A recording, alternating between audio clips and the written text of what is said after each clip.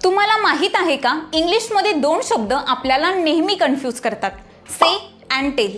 बऱ्याच वेळेस आपण बोलतो ही सेड मी, पण खरं तर हे चुकीचं आहे.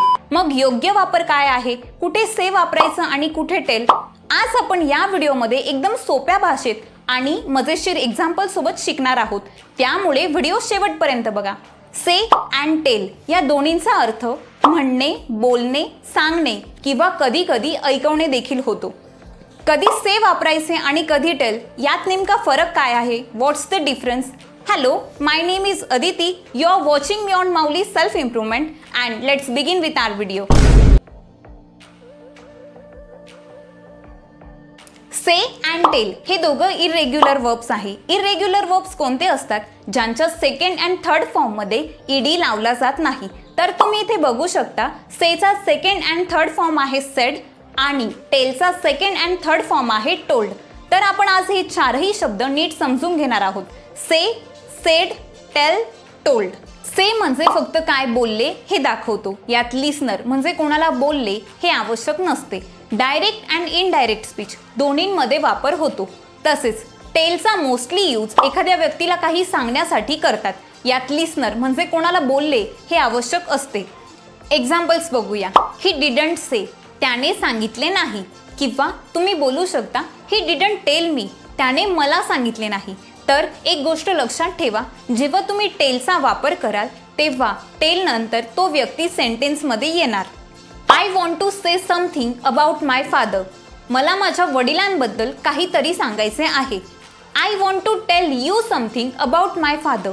मला माझ्या वडिलांबद्दल तुला काहीतरी सांगायचे आहे. व्हॉट डिड शी से म्हणजे तिने काय म्हटले किंवा तिने काय सांगितले. येथे फोकस आहे तिने काय बोलले यावर, लिसनर मेन्शन नाही. आणि what did she tell you, तिने तुला काय सांगितले. येथे फोकस आहे लिसनरवर, म्हणजेच ऑब्जेक्ट वापरला आहे यू. आणि लक्षात ठेवा, से नंतर कोणतेही नाउन किंवा प्रोनाउन यूज होणार नाही. ऑल राईट, नेक्स्ट बघूया. They said that class was cancelled. त्यांनी सांगितले की क्लास रद्द झाला आहे. येथे लिसनर मेन्शन नाही, पण वर्ड्स महत्वाचे आहे. किंवा तुम्ही बोलू शकता, they told me that class was cancelled. त्यांनी मला सांगितले की क्लास रद्द झाला आहे. येथे लिसनर मेन्शन आहे. लक्षात ठेवा, नेहमी टेल नंतर ऑब्जेक्ट येतो. कोणाबद्दल बोलले हे क्लिअर असलं पाहिजे. Okay. She said that she didn't know that. तिने सांगितले की तिला ते माहीत नव्हते. She told him that she didn't know that. तिने त्याला सांगितले की तिला ते माहीत नव्हते. येथे टोल्ड नंतर हिमचा यूज केला आहे, पण सेड नंतर हिमचा यूज होऊ शकत नाही. जर हिमचा यूज सेड सोबत करायचा असेल तर कसे करायचे? She said to him that she didn't know that. तिने त्याला सांगितले की तिला ते माहीत नव्हते. हे वाक्य ग्रामॅटिकली अगदी बरोबर आहे, पण इंग्लिशमध्ये बोलायला फार नॅचरल वाटत नाही. लक्षात ठेवा, said to is equals to told, said to is equals to tail.